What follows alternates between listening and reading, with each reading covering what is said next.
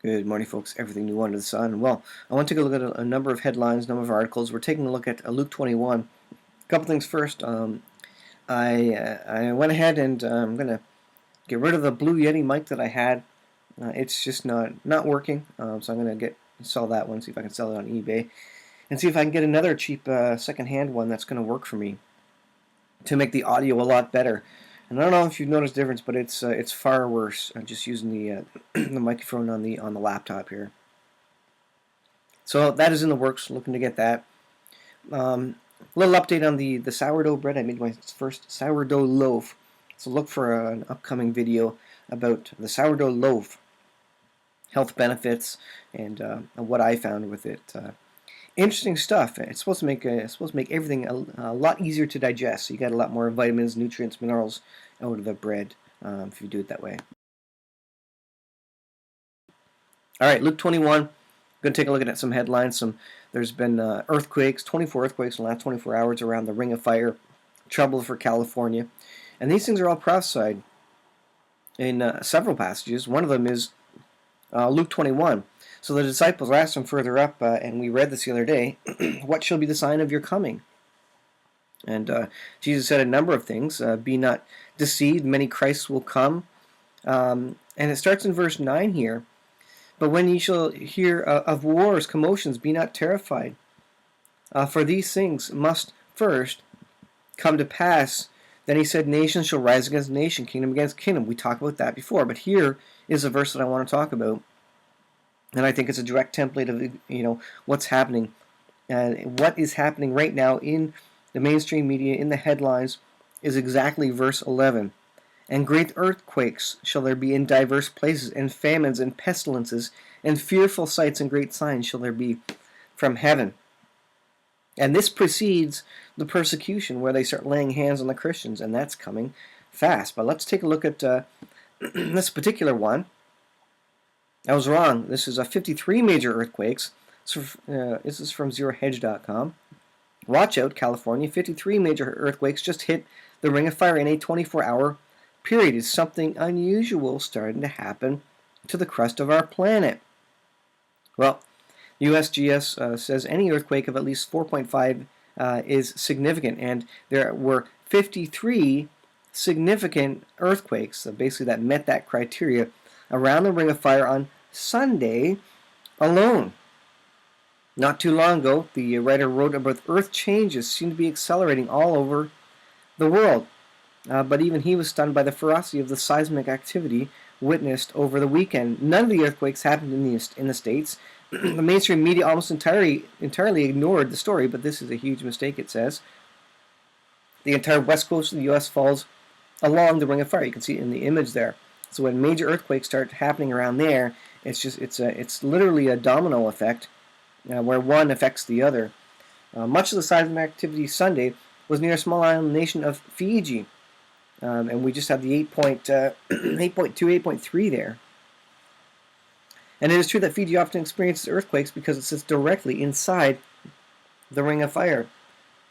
Fiji falls in the Pacific Ring of Fire, a massive horseshoe-shaped area in the Pacific Basin. The ring is formed of a string of 452 volcanoes and sites of seismic activity. Roughly 90% of all earthquakes occur along the Ring of Fire, and 75% of the world's active volcanoes are dotted along this expansive ring.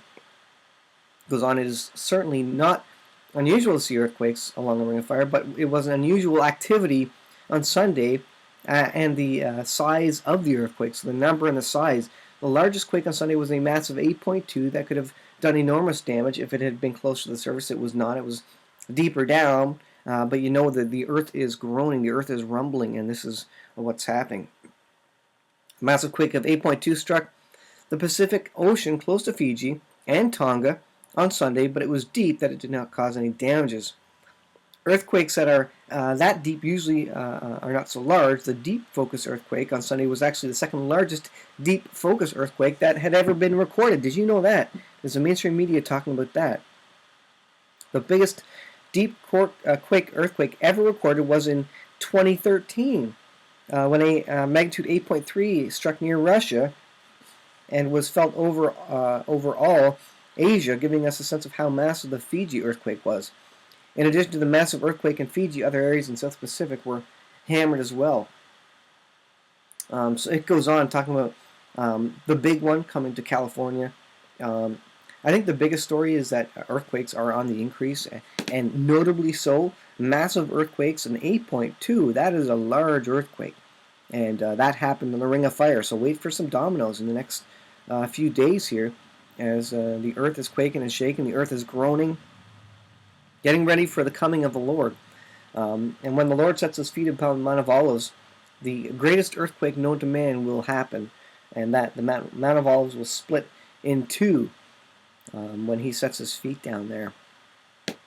But earthquakes are going to be growing as the earth groans, as birth pains increase in frequency and intensity. Now I want to take a look at this. Look at these headlines here. This is from zerohedge.com. Let me see if I can go into reader mode. Let's see. And this is talking about pestilences and famines. 800,000 displaced in flooding in southern India's Kerala state. Look at this. Drought takes on Missouri farmers, crops, and cattle. This stuff is happening all around the world. India flood death toll jumps to 357 amid fears of disease in camps. Bed bug outbreak in British cities. Remember, the animals and the insects are going to turn on us, and that's part of the wrath of God that's coming. And so we see an increase in this. This stuff is starting to occur. Opioid overdoses. All sorts of trouble, and as it relates to Satan in the world and the sin of the world, and the lust of the flesh, going after pleasure and not after God. And so you have Luke 21, specifically though, being fulfilled all over the place. There's economic collapse related to Venezuela and all sort of other trouble. The first article is about abortion. I didn't even cover like half of these things, but Luke 21, pestilences, famines. This is what is coming upon us. And great earthquakes shall there be in diverse places all around the world, and famines and pestilences and fearful sights and great signs shall there be from heaven. And the waves and the wind is going to be roaring. That's spoken of in another verse. So I think we're nation has rose against nation. I think we're moving into the great earthquake section. I mean, all these are going to be happening at all the time. But I would suggest that maybe you can take these in some sort of chronological order, where you can see a kind of a build-up, a bubble of each of these at the right time in their chronological order. Smaller amounts of these things are going to be happening all the time, and they haven't been happening for 100 years. But you're going to start to see spikes as they come into focus, each one of these, as we near the end times, as we near the time of persecution. And what's the next thing after this? But before all these, they will lay hands on you and persecute you, delivering you up to the synagogue, into the prisons, being brought before kings and rulers. So before all these events are fulfilled, and this has been happening for years. About the persecution. Settle it therefore in your hearts not to meditate on the answer, for I will give you a mouth and wisdom with all the adversaries, and they shall not be able to gainsay nor resist. And ye should be betrayed by parents. Again, this is something that's coming on us. The persecution, the giving over of and splitting up of families and friends, and Christians being hated for the sake of Jesus. So I think in some sense you can take this in chronological order here. I'm just guessing. I'm not dogmatic about that. I can't prove that, but to me it makes sense that these things would happen in a certain order. And if you start reading up here, people coming saying that they are the Christ, and then you're going to hear of wars and commotions, and then you're going to see nations actually go physically rise against other nations, kingdom against kingdom, and then the birth pains start. The earth starts groaning, famines and pestilences start spiking. And they will have been laying their hands on us all this time. But it goes on, and then families are going to be split up. But God says not a hair on your head will perish, because He can put all your molecules together, even if they burn you at the stake and sprinkle you into the ocean. He can bring all your molecules together for the millennial reign of Christ, if you're a Christian prior to the rapture event, and ultimately in heaven. So it goes on, speaking about Jerusalem being encompassed with armies, and they're nearly there now, but there's going to be a spike in that, and it just goes on, and you continue to read about the events that are occurring. Look at this.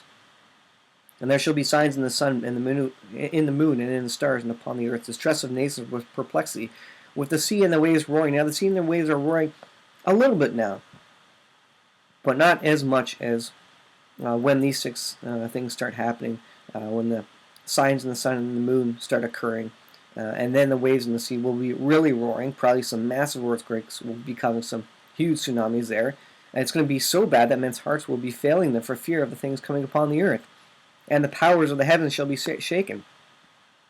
So you can kind of see a crescendo of events starting in, verse 10, and even before that, going all the way down. If you were to line up all the situations that this records, I think you could put that in context, put that in a sort of a chronological order, and just kind of see where we are along that path in a general sense. You can't be exact about it. You can't be exact about any of this. God did that for a purpose, so that we wouldn't know the day and the hour, because if we know the day and the hour, then we'll just put off becoming saved. We'll put off our relationship with Jesus Christ, knowing that, as long as I ask him into my heart 5 minutes before he returns on date such and such, then I'll be good to go. He doesn't want that. He wants sincere followers, people who follow him because they love him, not because they know that he's going to come back and pour out his wrath upon the earth for the sin of mankind.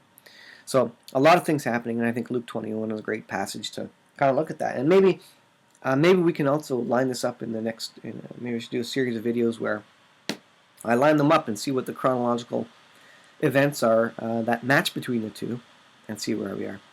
Well, those are just my thoughts for the morning. I will add